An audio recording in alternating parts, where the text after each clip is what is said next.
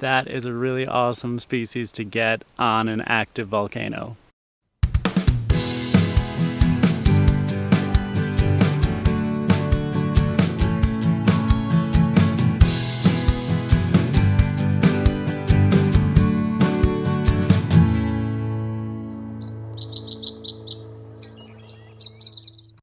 Volcanoes are awe-inspiring and fascinating.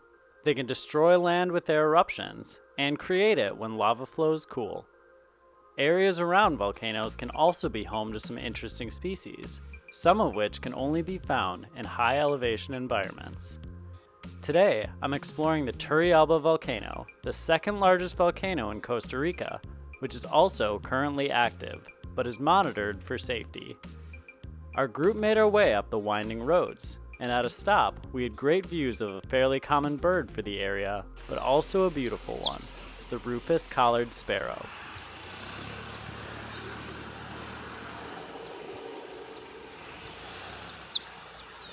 The rufous-collared sparrow has a peaked crown, black and gray head pattern, rusty collar, white throat, brown body, and light and dark brown wings. They can be found in parts of Central America, down through most of South America. Rufous-collared sparrows can be found in shrubby areas, farmlands, or other edge habitat where they feed on seeds and insects.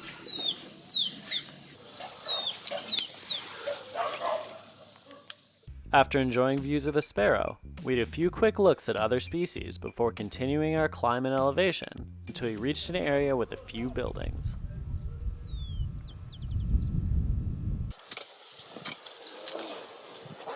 Right behind me is the Turrialba Volcano.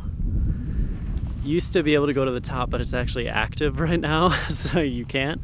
And there also used to be people living here who have since had to move. I think there's still a couple.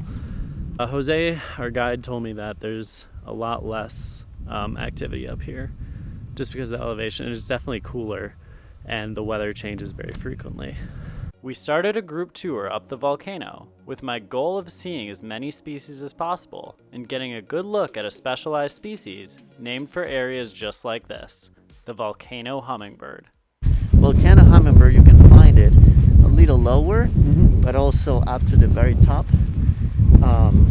They're adapted to the Paramo forest, and this forest it grows after 3,100 meters. So yeah, they're a very specific species of birds that we can find only up in the top of the highlands. One species that was easy to identify on the walk was the sooty thrush.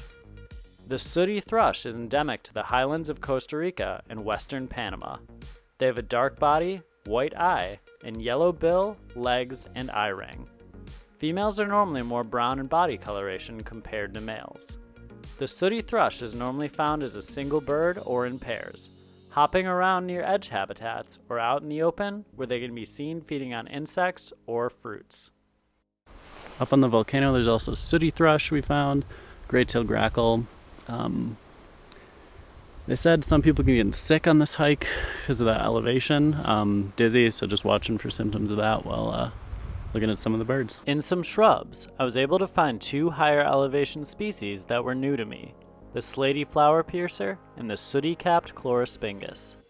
The Slaty Flowerpiercer has a unique hooked bill that is used to stab the base of flowers in order to get to the nectar. Males are blue-gray and females are brown. Slaty Flowerpiercers are normally found above 1,300 meters in elevation and are normally seen in pairs as they forage in flowering plants. The sooty-capped Chloraspingus is a sparrow of higher elevations, often seen in small groups. Males and females look the same with a black and gray head, yellow to yellow-gray stomach, and olive-green back. They can be found in forest edge habitats and feed on a variety of items, including small fruits and insects. After enjoying my views of the birds, I stopped to take in the beauty of the volcano. How incredible is that view? That is just insane. As we increased in elevation, I spotted some band-tailed pigeons.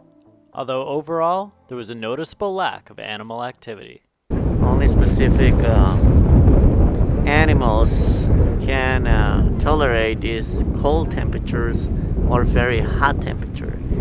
So both go very extreme, and few mammals can go up there. I know just a couple of reptiles, insects almost none, and then just a very few species of birds. Yeah, as high as you go, less species of everything.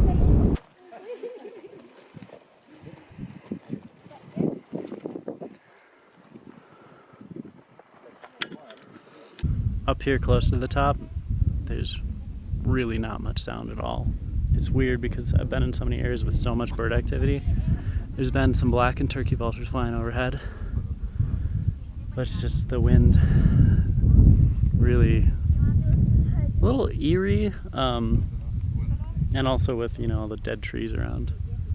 But it was definitely like, you know, you can feel the altitude having an effect on your breathing. Although the top of the volcano was magnificent, it was on the way down that I saw what I was most excited about.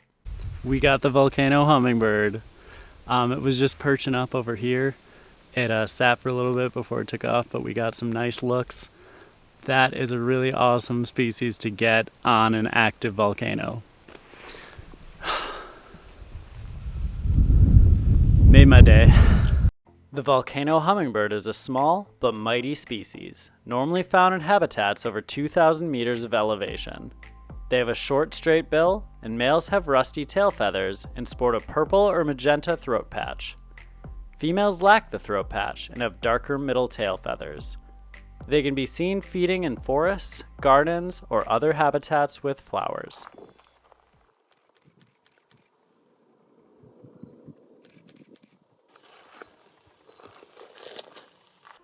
After basking in the excitement of getting great looks at a volcano hummingbird, I felt satisfied with my experience of safely birding an active volcano. I had an incredible time exploring the higher elevations and seeing some of the fascinating species that can tolerate life in this unique climate. Thanks for watching. We'll see you next time on Badgerland Birding.